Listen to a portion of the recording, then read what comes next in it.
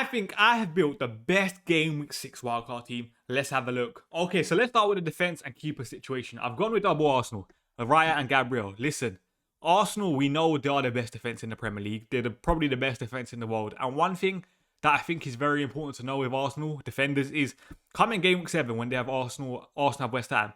There's a higher chance that Arsenal defenders, after the amount of people that are going to play the wildcard in Game Week 6, are going to be over 150% ownership. Which means if you have one Arsenal defender, you're probably going to be punished if they keep a clean sheet, which is why I think it's just safer to go with Raya and Gabriel. Of course, you can probably go with a Donnarumma potentially over Raya, have seat coverage. But listen, I still trust Arsenal defence more to keep a clean sheet than Man City, even though Donnarumma had a brilliant day against Manchester United, for example. I've also gone with Senesi, Tarkowski, Anderson, and Richards. I think you're going to see the theme of this video, and that is DEFCON Masters. So, Senesi in Game Week 6 has Leeds, which is a brilliant fixture, but more importantly, he's a DEFCON monster. Literally, the first 4 games got DEFCON in every single one of them. Listen, he's brilliant. He obviously has the aerial presence to get a couple goals. Not last season, the season before last, when he was a first team player for Bournemouth, starting week in, week out. He managed to get 4 league goals, which is not too bad for a centre-back. So, listen, I've gone with Senesi. And then, the one that I wanted to squeeze in no matter what was Tarkowski from Everton. The reason I say that is, first of all, he's a DEFCON monster. Every single game so far this season, he's got DEFCON. And I've also said this. Every single player in FPL that plays 60 minutes starts on 2 points. Tarkowski starts on 4. He's literally guaranteed DEFCON every single game. That's what it feels like. And I feel like with Tarkowski, there's a good chance that, say if he plays all 38 games this season, he probably could get DEFCON in at least 30 of them. Which, listen, it's 2 extra points in 30 games. It is crazy. And the level that Everton's defence at has probably dropped, but they're still one of the better defences, you can say. You can still trust David Moyes to set up Everton defensively very well. So I've gone with Tarkowski. And also, Everton, Game Week 6, West Ham at home. That's a brilliant fixture to have. Then, I've also gone with Joachim Anderson from Fulham. This is another one, DEFCON monster. The problem is, Fulham's fixtures are not the best, but at the same time, we even saw it yesterday against Brentford. I think he got 4 defensive contributions in 12 minutes, the first 12 minutes of the game. He's another one like Tarkowski. He will just slowly and steadily pick up those DEFCON points. And listen, 4.5 for Anderson is a brilliant price. Like, Fulham are decent defensively as well. They still got the likes of, let's say, Robinson to still come back in to improve the defensive unit. Listen, I will be very happy owning Anderson, and I'm jealous that I don't have him in my normal team. And I've also gone with Chris Richards.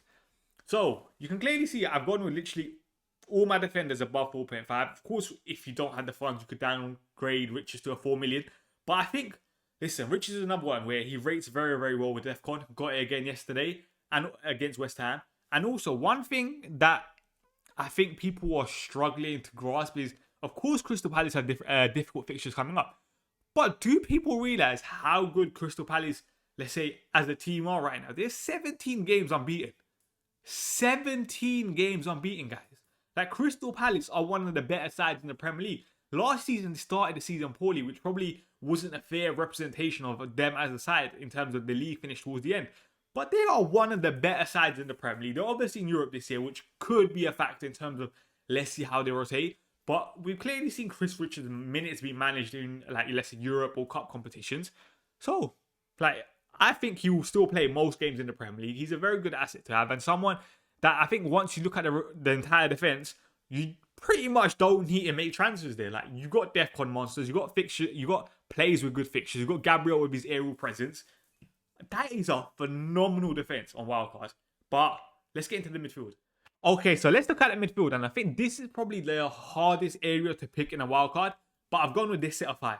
I've gone with Semenyo. Listen, Semenyo has started the season brilliantly, and Leeds away in Game Week 6 is a brilliant fixture. Also, I've said this on one of the previous videos where I think Semenyo right now is also benefiting a lot from having Tavernier in the number 10 role, in terms of Tavernier is more of a pass-first midfielder, whereas Justin Kluivert can maybe, he's a bit more, let's say, diverse in his game in terms of he'll get those shots off, he'll get those dribbles off, whereas right now it seems like everything is going through Semenyo. So that's obviously massively beneficial when you have such a talisman of a player for an FPL point of view. That's why I've gone to Semenyo.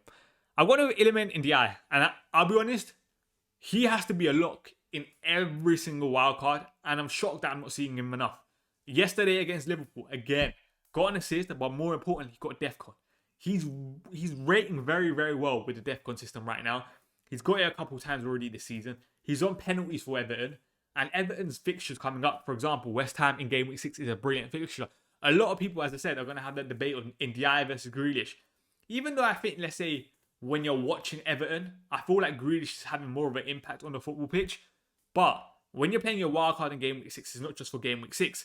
It's also for the future, let's say, weeks. In game week 8, Everton have Manchester City. Obviously, that's Jack Grealish's parent club. He can't play in that. So that's why I would avoid Jack Grealish. And if I was to pick an Everton midfielder, it would have to be Ndiaye. And to be honest, I don't think there's a lot between Ndiaye and Grealish. But Ndiaye obviously has penalties. Of course, Everton still haven't had a penalty this season. So that is something to keep an eye on if he actually will be the main penalty taker. But I'm pretty certain he will be. But I really, really like him as an FPL asset. I've also gone to Reinders. I'm recording this video on Sunday, by the way. And Reinders has somehow dropped in price. That is crazy to me, considering he has Burnley coming up.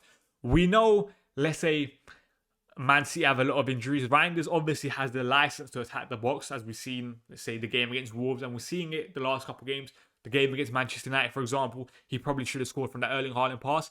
But Reinders is a brilliant, let's say, option over the coming weeks just because of Man City's fixtures.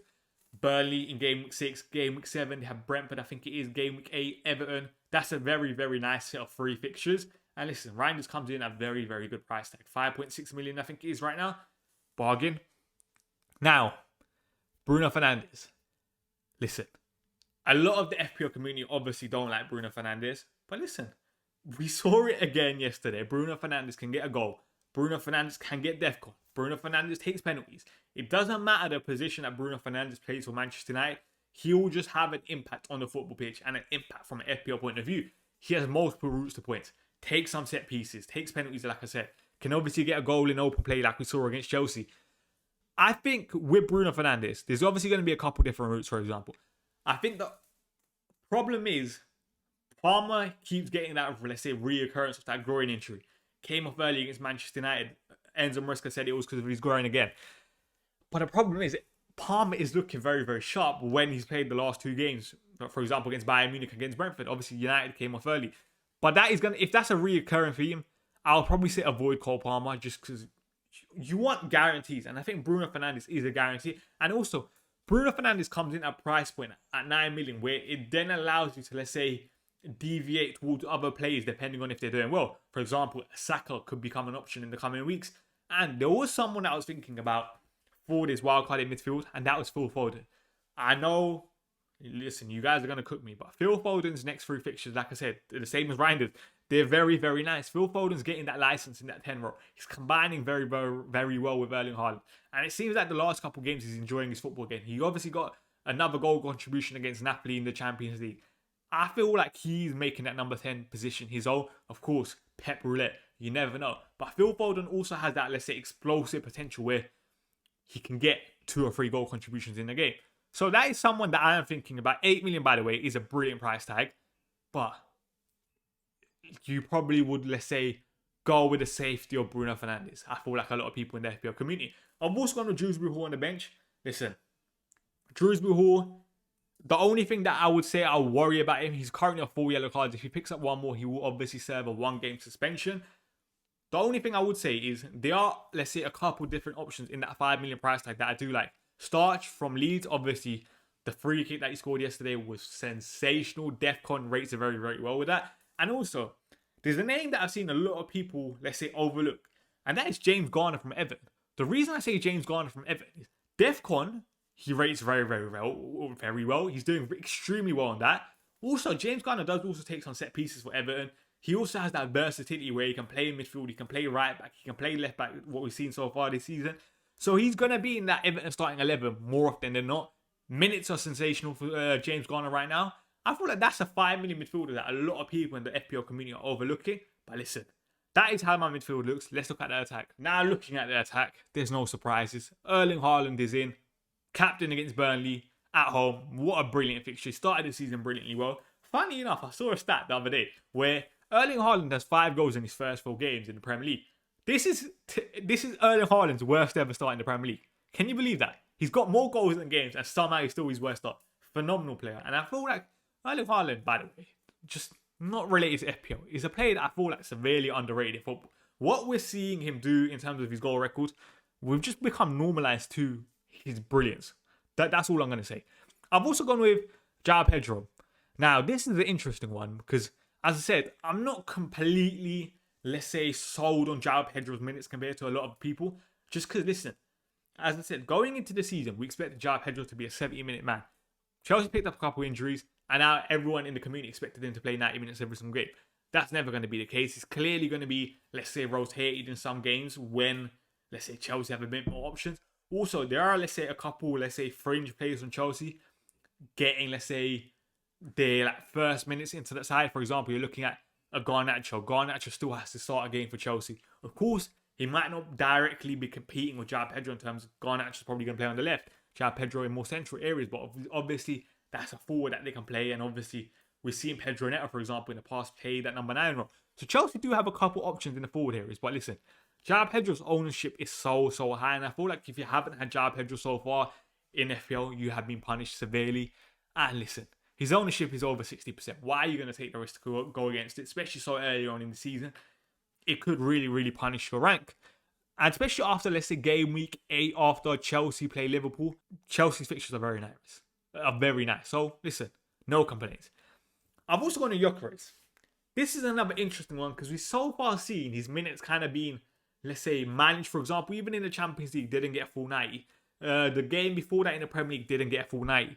That is something that I think we have to keep an eye on if Gyökeres is getting an early sub. Of course, another problem is Arsenal do have, let's say, attacking depth. For example, Trossard can play up front.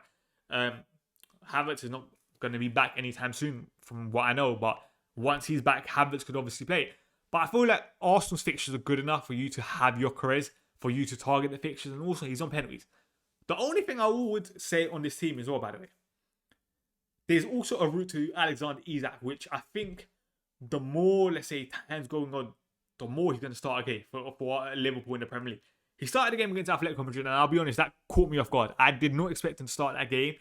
And he probably looked a lot sharper than I would have thought because he hasn't played a game for like 3-4 months. So that really impressed me from the start. I think Arne Slot came out after the game as well and said that Alexander Isak's fitness level surprised him. Of course, Alexander Isak, I think he said, was a bit sore after the game, which is natural.